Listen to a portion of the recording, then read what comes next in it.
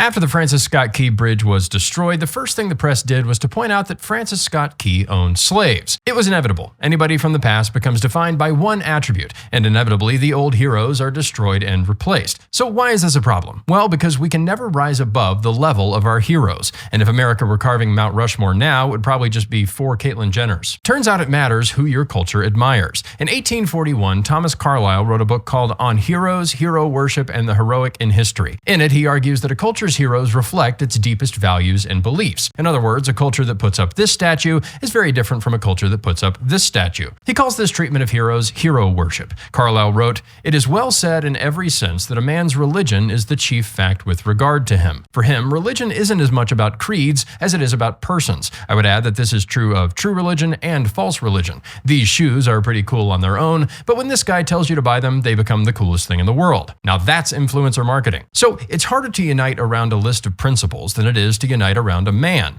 Now worship is a strong word, so what does Carlyle mean? For him, worship is transcendent wonder, wonder for which there is now no limit or measure. This makes Christians nervous, and yes, Christians should only worship Christ, but we all have creaturely level heroes that we look up to. And that's not cringy or cheesy, it's human nature, and it's necessary for society to function. We don't have much in common as a culture right now, and at the heart of our division is our problems with the heroic. Here we denigrate our heroes. This is how we treat the statue of one of the best Americans to ever live. It's like whack-a-mole with dead white guys. But we can't just worship nothing. Humans need heroic ideals, so we replace them. Down goes George Washington, up goes George Floyd. Down goes Jeb Stuart, up goes the Palm Springs AIDS statue. Yes, it's real. Of course, we're not allowed to be cynical about those heroes. These are our new founders, our new gods. We were brought out of Egypt by a fentanyl addict and the golden calf's butthole. We can also see this in our media. No more Lone Ranger and John Wayne. Now we have deconstructed Marvel heroes. They've traded their capes for quips, and saving the day is just a preamble to a straight-to-camera product placement. We don't have the courage to tell a story about a hero saving the day because we think that's cheesy. The only heroes we're allowed are lefty enforcers like Jake Gyllenhaal in Roadhouse. Hey, are you being mean to that diverse person? We're not willing to celebrate heroes even in fiction.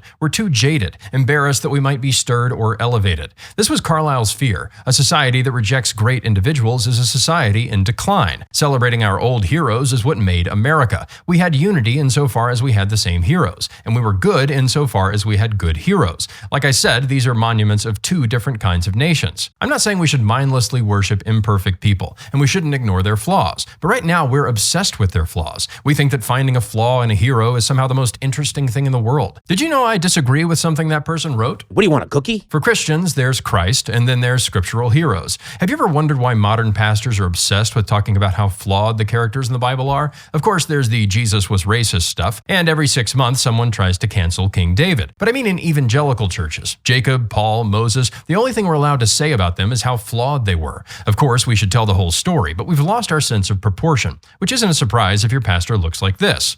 Why would that guy want to tear down heroes? Obviously, it makes us feel better about ourselves. We envy people who have been dead for centuries, and we envy people today who've done more than we have. At the end of the day, Carlyle was right on this point. It matters who we choose to venerate. The right is so desperate for heroes that we'll lionize people who aren't. This is why you need to be biography-maxing. I'll put a few Canon Plus links below. And before you ask, no, there aren't any fentanyl addicts in there.